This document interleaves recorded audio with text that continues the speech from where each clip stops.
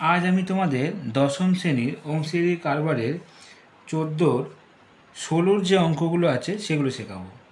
16-র অঙ্কগুলো মধ্যে এর যে 16-র যে এর এমসিকিউ আছে আগে সেগুলো শেখাবো। তার একটা বলেছে কোনো যৌথ ব্যবসায়ে 3 বন্ধু মূলধনে যথাক্রমে 200 টাকা, 150 টাকা ও 250 টাকা একই সময়ের পরে তাদের লভ্যাংশের অনুপাতটা কত হবে। তাহলে আমরা এখান থেকে মূলধনটা পেয়েছি আর লভ্যাংশ অনুপাতটা বের করতে হবে। আমি যেটা জানি সেটা হচ্ছে মূলধনের অনুপাত আর লভ্যাংশ অনুপাত সমান হয়। দেখো, আমি এখানে কোনো যৌথ ব্যবসায় 3 বন্ধুর মূলধনটা লিখে নিয়েছি আর মূলধন অনুপাতটাই করে নিয়েছি। মূলধন অনুপাত হচ্ছে 200:150:250, মানে শূন্যগুলো কেটে গেলে 20:15:25, আরও 5 দিয়ে কাটলাম, 4×5 = 20, 3×5 = 15, 5×5 = 25, মানে 4, 3, 5। এটা হচ্ছে মূলধন অনুপাত। আর আমরা যেটা জানি সেটা হচ্ছে মূলধনের অনুপাত লভ্যাংশ অনুপাত সমান, সুতরাং লভ্যাংশ অনুপাত হবে 4:3:5, এটাই হবে। সুতরাং অপশান হচ্ছে বি এরটা। 2 নম্বর অঙ্কটা দেখো, শুভেন্দু ও নৌশদ যথাক্রমে 1500 টাকা এবং 1000 টাকা দিয়ে একটি ব্যবসা শুরু করে। 1 বছর পর তাদের ব্যবসায় 75 টাকা ক্ষতি হয়েছিল। এর মধ্যে শুভেন্দুর কত টাকা ক্ষতি হবে সেটা বের করতে হবে। দেখো, আমি এই অঙ্কটা টুকেছি। প্রথমে শুভেন্দু ও নৌশদ যথাক্রমে 1500 টাকা ও 1000 টাকা দিয়ে ব্যবসা শুরু করেছিল। 1 বছর পর তাদের 75 টাকা ক্ষতি হয়েছিল এবং শুভেন্দু ও নৌশদের মূলধনের অনুপাতটা আমি বের করে নিয়েছি 1500:1000। এখানে শূন্যগুলো কেটে যাচ্ছে, তার 15 আর 10, তাকে 5 দিয়ে কাটলে 3 আর 2, তাহলে অনুপাত দাঁড়ালো 3:2। আনুপাতিক ভাগাকার আমরা জানি যেটা, যে দুটোকে যোগ করে নিচে বসিয়ে তার মানে 3 যোগ করলে 5, তার মানে 3/5, মানে 5 ভাগের 3 ভাগ আর 5 ভাগের 2 ভাগ। এইভাবে আনুপাতিক ভাগাকার বের করে নিতে হয়। তাহলে এর মধ্যে শুভেন্দু কত হচ্ছে? শুভেন্দু 3/5 আর নওশাদ 2/5। আমাকে বের করতে বলেছে শুভেন্দু, তাই আমি শুভেন্দুরটা তো বের করেছি, তার সঙ্গে নওশাদটাও বের করে নিয়েছি। শুভেন্দুর ক্ষতি হয়েছে 75 × 3/5, মানে 45 টাকা। কাটাকুটি 5 দিয়ে কাটলাম, 5×15 = 75, 3×15 = 45 টাকা। আর নওশাদেরটাও বের করেছি 75 × 2/5, 5 দিয়ে কাটলাম 15, 15×2 = 30। আমি দুটোই বের করে নিয়েছি, তোমরা একটাই করবে। তাহলে 45 টাকা, মানে অপশান এ এরটা হবে। 3 অঙ্কটা দেখো, ফাতিমা, শ্রেয়া এবং স্মিতা 3 জনে 6000 টাকা দিয়ে ব্যবসা শুরু করে। 1 বছর পর ফাতিমা, শ্রেয়া, স্মিতা তাদের লভ্যাংশর 50 টাকা, 100 টাকা, 150 টাকা, মানে লভ্যাংশটা পেয়ে গেছে। তাহলে এখান থেকে স্মিতা এই ব্যবসায় কত টাকা ইনভেস্ট করেছিল সেটা আমাকে বের করতে হবে। দেখো, আমি প্রথমে লিখে নিয়েছি যে ফাতেমা, শ্রেয়া আর স্মিতা 3 জনের মোট টাকা 6000 টাকা বের করে নিয়েছি, লিখে নিয়েছি। এবার এখান থেকে এদের যে লভ্যাংশগুলো ছিল, ফাতেমা, শ্রেয়া, স্মিতা, তাদের লভ্যাংশ অনুপাত 50:100:150, শূন্যগুলো কেটে গেল, তাহলে 5:10:15, আবার 5 দিয়ে কাটলাম, 5×5, 5×10, 3×5 = 15, তাহলে হলো 1:2:3। আনুপাতিক ভাগাকার কীভাবে করতে হয়? সবকটা যোগ করতে হয়। 3 2 5 আর 1 6, তাহলে 6-এর 1 হচ্ছে ফাতেমা, 6-এর 2 হচ্ছে শ্রেয়া, 6-এর 3 হচ্ছে স্মিতা। কিন্তু আমাকে বের করতে বলেছে স্মিতার মূলধন কত। এখানে মোট মূলধন ছিল 6000 টাকা। এই 6000 × 3/6 দিয়ে কাটাকুটি করলাম, 6 দিয়ে কাটলে 1000, 1000 3-এ গুণ করলে 3000, তার মানে 3000 টাকা স্মিতার মূলধন। এখানে অপশান সি এরটা। 4 অঙ্কটা দেখো, অমল এবং বিমল একটা ব্যবসা শুরু করে। অমল 500 টাকা 9 মাসের জন্য খাটায়, বিমল কিছু টাকা 6 মাসের জন্য খাটায়, কিন্তু বিমলের কিছু টাকাটা বলে দেয়নি, এবং ব্যবসা থেকে মোট লাভ 69 টাকা হয়েছে। বিমলের লাভের পরিমাণ 46 টাকা। তাহলে এখান থেকে বের করতে হবে যে ব্যবসায় বিমলের মূলধন কত টাকা, কারণ বিমলের মূলধনটা বলে দেয়নি। তা আমি ফার্স্টে কী করব, অমল ব্যবসায় 500 টাকা 9 মাসের জন্য, তাহলে মানে অ্যাকচুয়ালি এটা বার্ষিক মূলধন কত হচ্ছে, তাহলে 9 মাসেরই মূলধন হচ্ছে, এটা আমরা বার্ষিক ধরে নিচ্ছি যে 500 × 9 মানে 4500 টাকা। আর বিমলেরটা x টাকা ধরে নিয়েছিলাম 6 মাসের জন্য, তাহলে 6x টাকা হবে। ব্যবসায় মোট লাভ তো বলেছে 69 টাকা, বিমলের লাভ বলছে 46 টাকা, তাহলে অমলের লাভ কত বিয়োগ করে দেখলাম টোটাল টাকাটা থেকে বিমলেরটা বিয়োগ করলে 23 টাকা। এবার আমি রেশিও করছি শর্তানুসারে, যে একদিকে লিখলাম যে অমলের হচ্ছে 4500 টাকা, বিমল 6x বেরিয়েছিল, আর এখানে হচ্ছে 23:46। ভগ্নাংশ করলাম 4500 বাই এক্স, 23/46, কাটাকুটি করলাম, 1/2 এলো। এবার আমরা কী করব, কোনাকুনি গুণ করলাম, 6x, 1 গুণ করলে 6x, এটা গুণ করলে 9000, 6 দিয়ে এটা ভাগ করলে 1500, তার মানে এক্সের মান 1500 টাকা। এক্সের মান তার কথা হচ্ছে, দেখো দেখে নাও, 1500 টাকা হচ্ছে। এই যে 6 দিয়ে কেটে 1500 টাকা, অপশান এরটা হবে। 5 নম্বরটা দেখো, পল্লবী 500 টাকা 9 মাসের জন্য এবং রাজিয়া 600 টাকা 5 মাসের জন্য একটি ব্যবসায় নিয়োজিত করেছিল। তাদের লভ্যাংশের মধ্যে বন্টন করলে অনুপাতটা কত হবে? তো দেখো আমি কীভাবে করছি, প্রথমে পল্লবী আগেবারে যেমন করেছিলাম, যে পল্লবী 500 টাকা 9 মাসের জন্য আর রাজিয়া 600 টাকা 5 মাসের জন্য, এটা গুণ করতে হবে। তাহলে পল্লবীর মূলধন হচ্ছে 4500 টাকা বা 4500 টাকা, রাজিয়ার মূলধন হচ্ছে 3000 টাকা, এবং তাদের মূলধন অনুপাতটা কত হচ্ছে 4500:3000, 0 কেটে গেল, 45 আর 30 পড়ে থাকছে। আচ্ছা, কত দিয়ে কাটবো এটা আমরা? 15 দিয়ে কাটলাম, 3 15 45, 15 2 30, 3:2। এটা হচ্ছে মূলধন অনুপাত। আমরা জানি মূলধন অনুপাত লভ্যাংশ অনুপাত সমান, সুতরাং লভ্যাংশ অনুপাতই হবে 3:2, অপশান এরটা। বিয়েটা দেখো, নিচের বিবৃতিগুলো সত্য না মিথ্যা লিখতে হবে। প্রথম একটা দেখো, অংশীদারি ব্যবসায় কমপক্ষে লোকের দরকার 3 জন, ওরা বলছে 3 জন বলছে। আমরা যেটা জানি যে অংশীদারি কারবারে কমপক্ষে 2 জন লোক হলেই অংশীদারি কারবার করা যায়, মিনিমাম 2 জন মিনিমাম হলে একটা ব্যবসায় অংশীদারি কারবার হয়। 1 জন হলে সিঙ্গেল মালিকানা হয়, এক মালিকানা যাকে বলা হয়, আর 2 জন মানে অংশীদারি কারবার। তাই এখানে বলছে ওরা 3 জন, তাই এটা মিথ্যা, তাই এটাকে মিথ্যে বলে বিবেচনা করলাম। 2টা দেখো, একটি ব্যবসায় রাজু ও আসিফের মূলধনের অনুপাত 5:4। রাজু মোট লাভ 80 টাকা পেলে আসিফ পাবে 100 টাকা। তাহলে আমাকে দেখতে হবে আসিফ কত টাকা বের করে দেখতে হবে। যদি আমার সঙ্গে এটা মিলে যায় তাহলে সত্য, আর না মিললে তখন এটা মিথ্যে হবে। দেখো, রাজু আসিফের মূলধন অনুপাত 5:4 বলে দিয়েছে। রাজু হচ্ছে 80 টাকা, তাহলে এটা আমরা কি আসিফেরটা বের করব, তাহলে আমরা কী করে করবো না, সরল সরমতে ভাগ করছি, 5:4 সমানুপাত 80:x, এটাকে লঘিষ্ঠ করলাম, 5/4 সমান 80/x।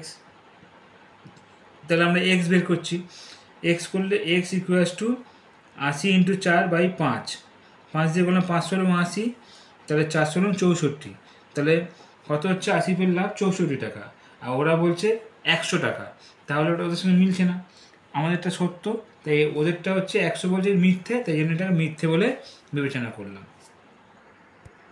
সি এর অঙ্কটা দেখো, অংশীদারি কারবার ড্যাশ ধরনের হয়, এটা শূন্যস্থান পূরণ করছি।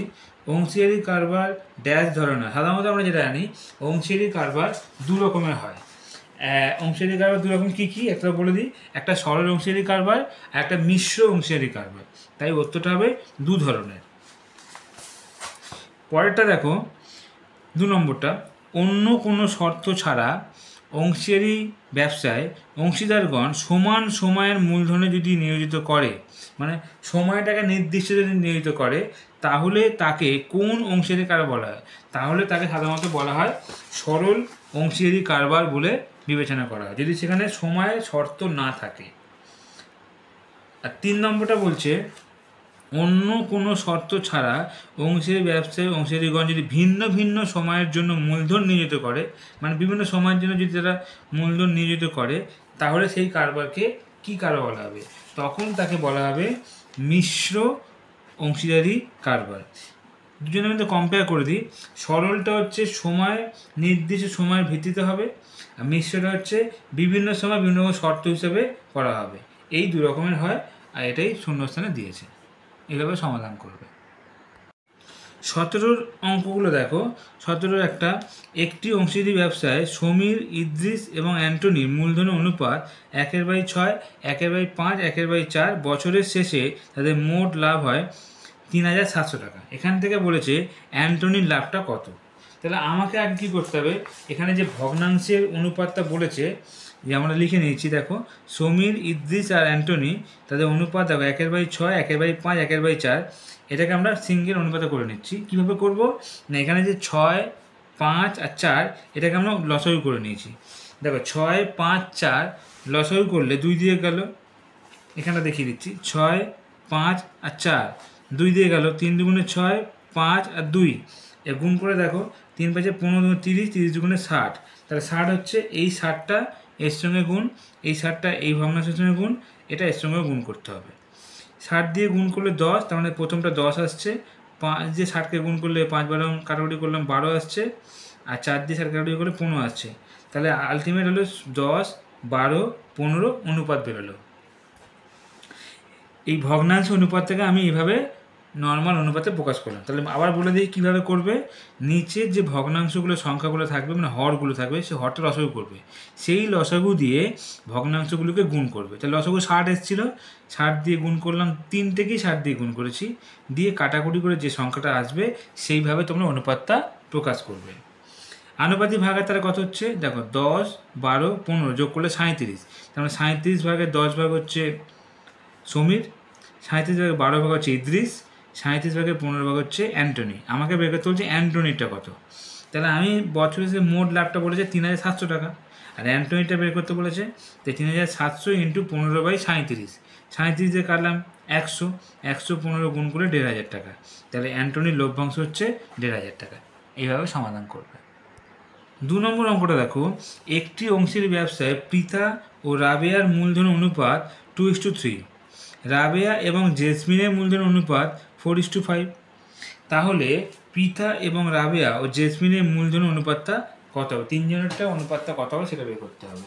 দেখো আগে আমি লিখে নিলাম পৃথা রাবেয়ার মূলধন অনুপাত হচ্ছে 2:3, রাবেয়া জেসমিন হচ্ছে 4:5। তাহলে আমি এবার ভগ্নাংশ করলাম, পৃথা বাই রাবেয়া মানে 2/3, রাবেয়া বাই জেসমিন 4/5। এইবারে নিয়মটা হচ্ছে রাবেয়ার যেটা বেড়েছে 3, এই রাবেয়া হচ্ছে 4, তাহলে এই 4টা গিয়ে এই রাবেয়াকে গুণ করবো, শুধু রাবেয়া না পৃথাকেও গুণ করতে হবে, না উপরে গুণ করতে হবে। আর এই রাবেয়া যে 3 ছিল, এই 3টা এখানে গুণ করতে হবে, নিচেও করতে হবে। কেন করলাম না, রাবেয়া তাহলে 3 4 12 হবে, এই রাবেয়াও 3 4 12, মানে দুটোকে সমান না করলে রাবেয়ার একটা অনুপাত আসবে না। আর তাহলে 4 2 8 এলো উপরেরটা, নিচের 3 5 15, তাহলে আলটিমেট কী দাঁড়ালো 8 12 15। তাই পিতা রাবেয়া জেসমিনের অনুপাত 8:12:15, এটাই অ্যান্সার। 3 অঙ্কটা দেখো, দুজনে একটি অংশেরই ব্যবসায় মোট লাভ হয় 1,500 টাকা। রাজীবের মূলধন 6,000 টাকা আর রাজীবের লাভ হয় 900 টাকা। তাহলে আফতাবের মূলধনটা কত। তো দেখো দুজনের একটি অংশেরই ব্যবসায় মোট লাভ বলে দিয়েছে 1,500 টাকা, রাজীবের লাভ বলছে 900 টাকা, তাহলে আফতাবের লাভ পেলাম কত, 600 টাকা। এটা আমরা বের করে নিলাম। রাজীবের মূলধন 6,000 টাকা বলে দিয়েছে, তাহলে এবার আমরা কী করবো, সরল সমানুপাতে রাজীবের মূলধন আর আফতাবের মূলধন তো এক্স ধরলাম, রাজীবের লাভ আর আফতাবের লাভ বসিয়ে দিলাম। আমরা জানি যে মূলধনের অনুপাত লাভের অনুপাত সমান, তাই এই শর্তানুসারে করে নিলাম। করে এটা ভগ্নাংশ করলাম, 6,000/x সমান 900/600, 0 0 কেটে গেলে 9/6। x = 6,000-এর সঙ্গে 6 গুণ আর 9 দিয়ে ভাগ হবে কোনাকুনি, মানে এটা x বের করতে গেলে এই দুটোকে গুণ করতে হবে, মানে 6,000 × 6 আর 9x মানে 9 দিয়ে ভাগ করে দিলাম। তাহলে দেখো প্রথমে 3 দিয়ে কাটলাম, 3 2 6, 3 3 9 হচ্ছে। এবার 3 দিয়ে কাটলে হচ্ছে 3 2 6 2,000, তেমন 2,000 দিয়ে গুণ করলে 4,000 টাকা, তার মানে 4,000 টাকা তার মূলধন। 4 অঙ্কটা দেখো, একটি অংশেরই ব্যবসায় 3 জনের মূলধন অনুপাত 3:8:5। প্রথম ব্যক্তির লাভ তৃতীয় ব্যক্তির লাভের থেকে 60 টাকা কম। তাহলে প্রথম ব্যক্তির যে লাভ তৃতীয় ব্যক্তির লাভের থেকে 60 টাকা কম, ব্যবসায় মোট লাভ তাহলে কত হবে। তো আমি এখানে লাভটাই বলে, কিছু কোনো লাভই বলে দেয়নি, তাই আমাকে ধরে নিতে হবে যে লাভটা x টাকা ধরে নিতে হবে। যাই হোক আমি করব, দেখো আগে আমি লিখে নিচ্ছি, একটি অংশেরই ব্যবসায় 3 জনের মূলধন অনুপাত 3:8:5 লিখে নিলাম। আনুপাতিক ভাগাকার জানো, এই 3টাকে যোগ করতে হয়, 8 5 13, 3 16, 16 3 হচ্ছে তোমার একজন, 16 8 হচ্ছে অপরজন, 16 5 হচ্ছে তারপরের জন, তাহলে প্রথম দ্বিতীয় তৃতীয় ধরে নিচ্ছি আমরা। আর মোট লাভ ধরিলাম আমরা x টাকা, তাহলে প্রথম ব্যক্তির লাভ কত হবে? প্রথম ব্যক্তির লাভ হচ্ছে টোটাল লাভ x টাকা, x ইন্টু 3/16, তার মানে 3x/16 আসছে। দ্বিতীয়টা বলেনি, তৃতীয়টা বলেছে। তৃতীয় ব্যক্তির লাভ কত বলছে? তাহলে x ইন্টু 5/16, তাহলে 5x/16, তাহলে প্রথম ব্যক্তি তৃতীয় ব্যক্তি পেয়ে গেলাম। বলছে প্রথম ব্যক্তি তৃতীয় ব্যক্তির তুলনায় 60 টাকা কম, তাহলে তৃতীয় ব্যক্তি বেশি, প্রথম ব্যক্তি কম আছে, তাই তৃতীয় ব্যক্তিকে আগে দিলাম, প্রথম ব্যক্তি পরে দিয়ে বিয়োগ করলাম, সমান সমান 60 টাকা প্রথম ব্যক্তির কম।